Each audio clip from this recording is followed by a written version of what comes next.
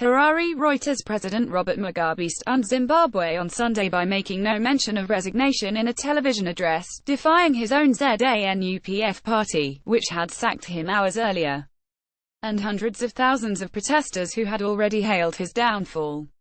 Two sources, one a senior member of the government, the other familiar with talks with leaders of the military, had told Reuters Mugabe would announce his resignation to the nation after ZANUPF dismissed him as its leader in a move precipitated by an army takeover 4 days earlier.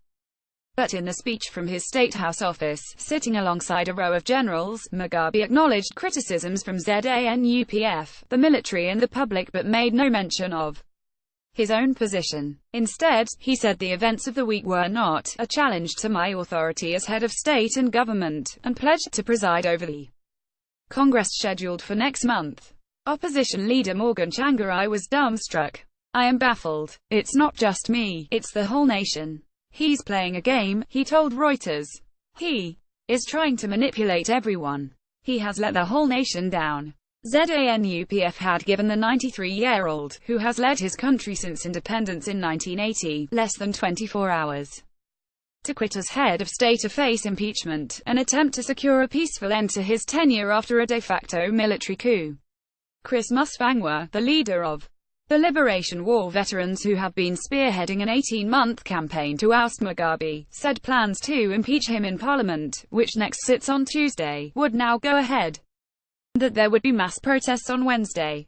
He also implied that Mugabe, who spoke with a firm voice but occasionally lost his way in his script during the 20-minute address, was not aware of what had happened just hours earlier. Blind or deaf, either somebody within ZANUPF didn't tell him what had happened within his own party, so he went and addressed that meeting oblivious, or he was blind or deaf to what his party has told him. Tsvangirai said. ZANUPF's Central Committee had earlier named Emmerson Mnangagwa as its new leader. It was Mugabe's sacking of Mnangagwa as his vice president to pave the way for his wife Grace to succeed him that triggered the army's intervention. On Saturday, hundreds of thousands had taken to the streets of the capital Harare to celebrate Mugabe's expected downfall and hail a new era for their country. People watch as Zimbabwean President Robert Mugabe addresses the nation on television, at a bar in Harare, Zimbabwe, November 19, 2017. Reuters. Philemon Bulawayo. In jubilant scenes, men, women and children ran alongside armored cars and the troops who stepped in to target what the army called criminals in Mugabe's inner circle. Many heralded a second liberation, and spoke of their dreams for political and economic change after 2 decades of deepening repression and hardship. They, like the more than 3 million Zimbabweans who have emigrated to neighboring South Africa in search of a better life, are likely to be bitterly disappointed by Mugabe's defiance.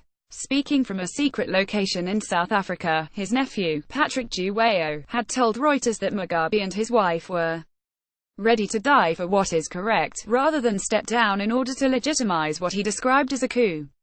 Bulawayo, who was also sanctioned by ZANUPF, did not answer his phone on Sunday.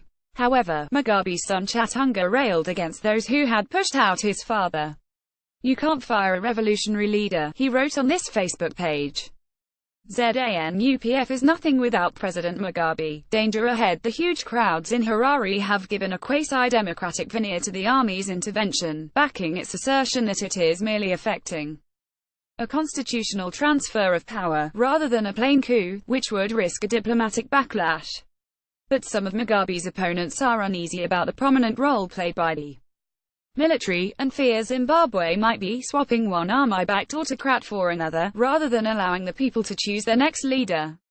The real danger of the current situation is that, having got their new preferred candidate into State House, the military will want to keep him or her there, no matter what the electorate wills, former Education Minister David Coltart said. The United States, a longtime Mugabe critic, said it was looking forward to a new era in Zimbabwe, while President Ian Khama of neighboring Botswana said Mugabe had no diplomatic support in the region and should resign at once.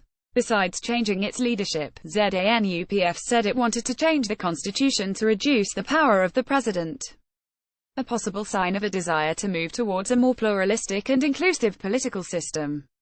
However, Mnangagwa's history as state security chief during the so-called Gukurahundi crackdown, when an estimated 20,000 people were killed by the North Korean trained 5th Brigade in Matabeleland in the early 1980s, suggested that quick, sweeping change was unlikely.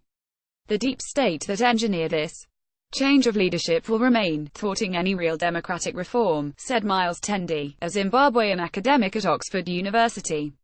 Writing by Ed Cropley and Ed Stoddard, editing by Kevin Lefleur. Standards to Thomson Reuters Trust Principles.